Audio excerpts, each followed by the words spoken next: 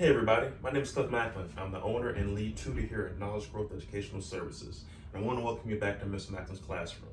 This is going to be the second part of my special education series where I'm discussing the 13 categories under IDEA, or the Individuals with Disabilities Educational Act. Last week I did 3 categories, so I'm going to do 3 today. We have other health impairment, or OHI, intellectual disability, or ID, and specific learning disability, or SLD. So let's start at the top. Other health impairment. Other health impairment is when a child has limited strength, vitality, or alertness in the classroom. This is due to a chronic or acute health problem that that child may suffer from. There's a long list of health problems that that classify under OHI, but I'm just going to touch on a couple of them right today. So if a child has an attention deficit disorder, they have diabetes, epilepsy, asthma, hemophilia, lead poisoning, and Tourette syndrome.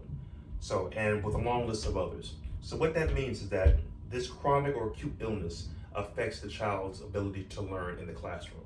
So for example, if a child has an asthma attack, okay, they have some sort of process to where they have to go through to alleviate that attack.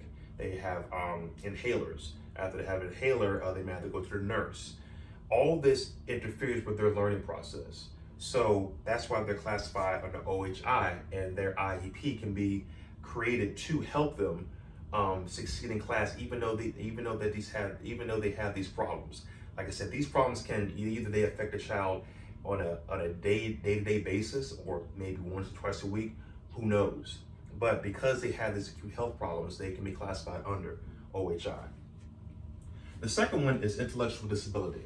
I like this term a lot better than what it used to be called. It used to be called MR, or mental retardation. We don't say that anymore. So we classify them as someone with intellectual disability, or ID.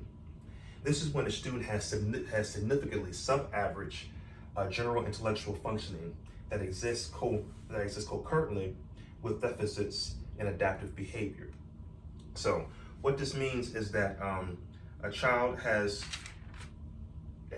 developed some sort of deficit throughout their developmental stages in life.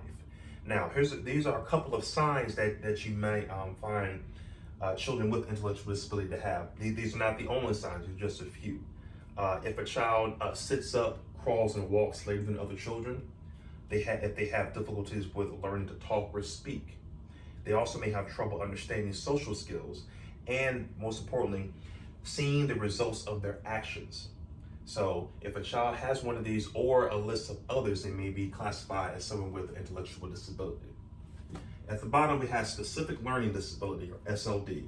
This is seen a lot throughout IEPs. In my opinion, this is my opinion. I see SLD a lot when I write IEPs. A specific learning disability is a disorder in one or more of the basic physiological processes that affects a child's ability to do the following: read, write, listen, speak, reason, or do math calculations. This can stem from some sort of perceptual impairment, a brain injury, or minimal brain dysfunction. So another word is the broad terms that can classify a child under SLD.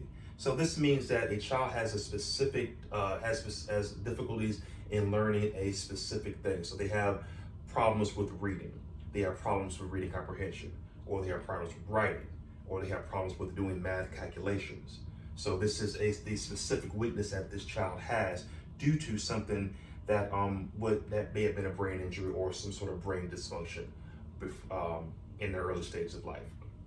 So again, this is just 3. In my next video, I'm going to do 3 more.